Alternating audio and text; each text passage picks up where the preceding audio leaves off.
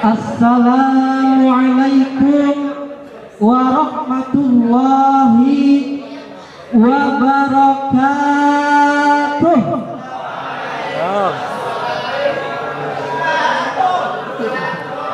Alhamdulillahilladzi akramana bil iman wa a'azzana bil ihsan wa rafa'na bil ihsan. Ahmaduhu subhanahu wa ta'ala wa ashkuruhu. Allahumma sholli wa sallim wa barik ala sayyidina Muhammad wa ala alihi wa sahbihi wa man tabi'ahum bi ihsan ila yaumiddin. Amma ba'du. Yang saya hormati para ulama, para masyayikh Institut PTIQ Jakarta, para habaib, yang terhormat guru besar kita Kiai Haji Profesor Nazaruddin Umar, dan segenap seluruh pengurus jajaran Institut PTIQ yang tidak bisa saya sebutkan satu persatu, namun tidak mengurangi rasa takzim dan hormat saya. Pertama-tama marilah kita panjatkan puji syukur atas kehadiran Allah Subhanahu wa ta'ala, yang mana kita bisa berkumpul di aula ini dalam keadaan as-sihah wal afiyah. Salawat serta salam marilah kita junjungkan kepada Nabi besar, Nabi yang agung, Nabi akhir zaman, Nabi Muhammad sallallahu alaihi wasallam,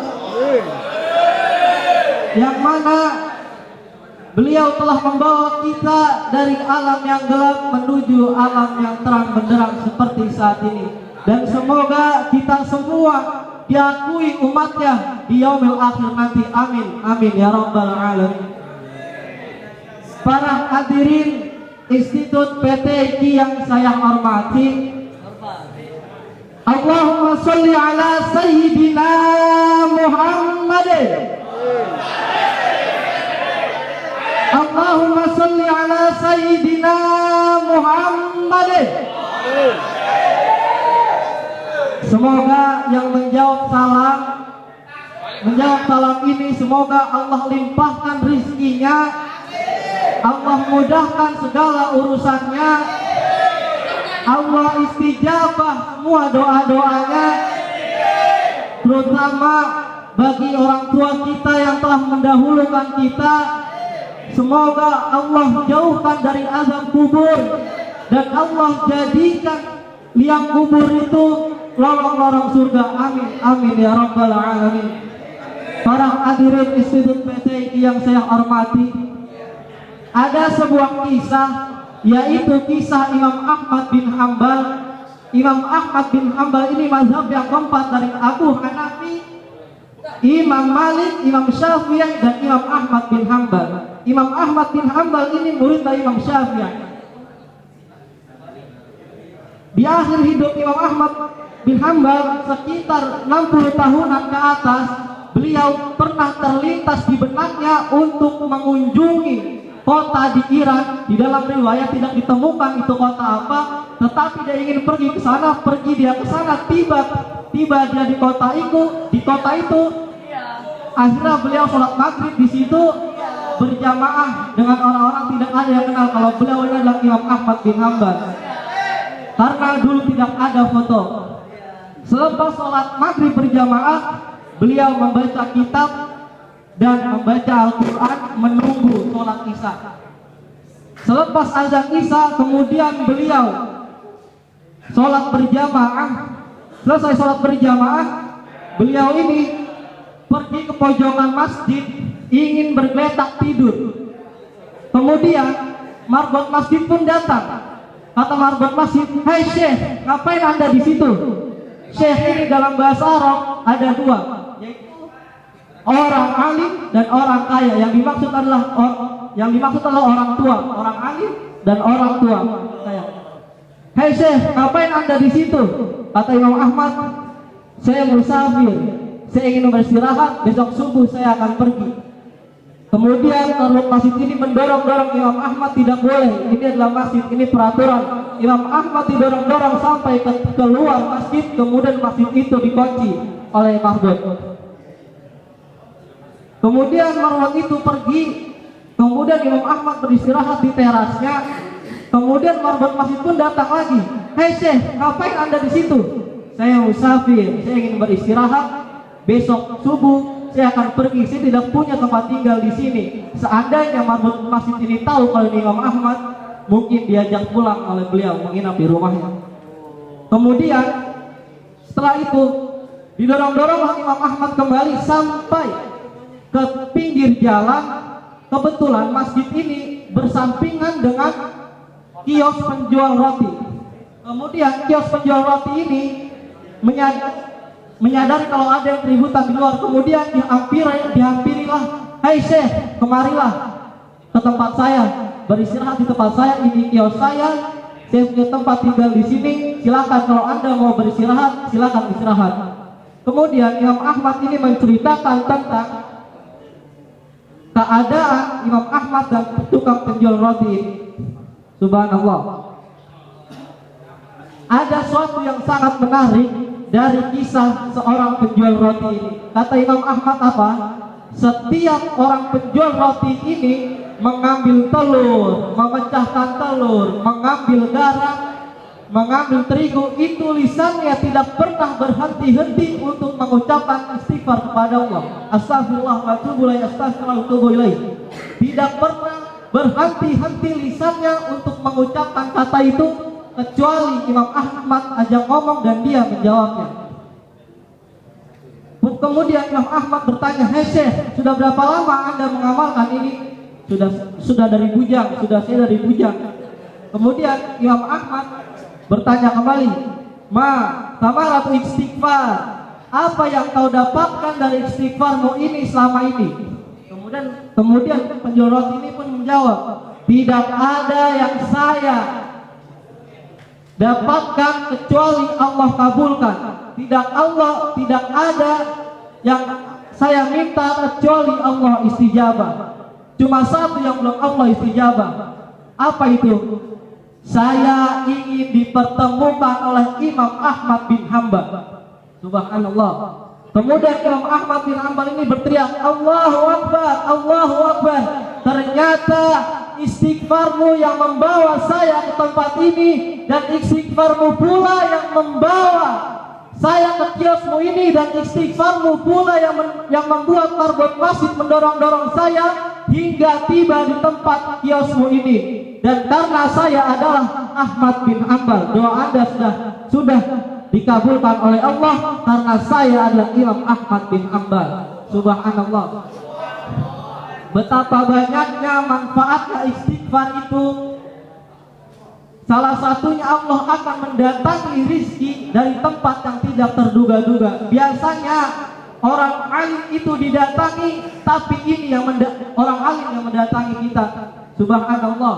Apakah Anda sadar satu istighfar saja itu Anda sudah bisa menghapus dosa Anda 70 tahun. Saya ibaratkan 1 menit itu adalah emas. Coba Anda bayangkan ya, Anda pakai stopwatch atau tasbih 1 menit saja, dalam 60 detik Anda sudah bisa beristighfar kepada Allah itu 100 kali. Bagaimana dengan istighfar Anda yang 100 kali itu? Pasti Allah akan mengampuni dosa kita yang beribu-ribu ratus tahun. Subhanallah. Bahkan 1 menit saja Anda sudah bisa mendapatkan berat timbangan di akhirat dan mengundang cintanya Allah. Bukan cinta raja, apalagi cinta presiden, tetapi cinta yang pencipta alam ini semesta. Subhanallah. Apa kata Nabi? Kalimatani khafifatani 'alal lisan, fakilasani fil misan habibasani rahman. Subhanallah wa bihamdi subhanallahil azim. Dua kalimat ini ringan diucapkan di lidah, tetapi berat ditimbang akhirat dan mengundang cintanya Allah. Subhanallah. Anda bayangkan 1 menit saja Anda sudah bisa mengucapkan subhanallah, alhamdulillah, wala ilaha illallah, Allahu akbar. Itu subhanallah wa bihamdi subhanallahil azim. Itu Anda sudah bisa mengucapkan sekitar 38 kali dalam 1 menit. Dan sia-siakanlah 1 menit kita. Dan 1 menit juga Anda sudah bisa panen harta karunia surga. Apa kata Nabi? La haula wala quwwata illa billah kanzun min kunuzil jannah. 1 kali saja Anda mengucapkan la haula wala quwwata illa billah, itu sudah bisa mendapatkan harta karunia surga. Subhanallah. Dan Anda juga 1 menit saja Anda sudah bisa menjadi lebih baik dari bumi dan seluruh isinya. Apa kata Nabi? Lihat aku subhanallah walhamdulillah wala ilaha illallah wallahu akbar ahabbu ilayya minad dunya wa fiha. Kata Nabi, lebih baik bagi saya mengucapkan subhanallah walhamdulillah wala ilaha illallah wallahu akbar daripada bumi dan seluruh isinya. Marilah kita luangkan 1 menit saja untuk berzikir kepada Allah. Apa sih artinya 1 menit itu? Ketimbang kita semua nonton YouTube yang tidak berguna, yang tidak ada manfaatnya, daripada kita main gaplay, buang-buang waktu, nonton YouTube. marilah 1 menit saja habis sholat kita berzikir kepada Allah. Awas pegang HP. Allahumma sholli ala sayyidina Muhammad. Marilah jamaah sekalian, kita berzikir sedikit kepada Allah. Bismillahirrahmanirrahim. Subhanallah walhamdulillah wala ilaha illallah Allahu akbar. Subhanallah walhamdulillah wala ilaha illallah Allahu akbar. Subhanallah walhamdulillah wala ilaha illallah Allahu akbar.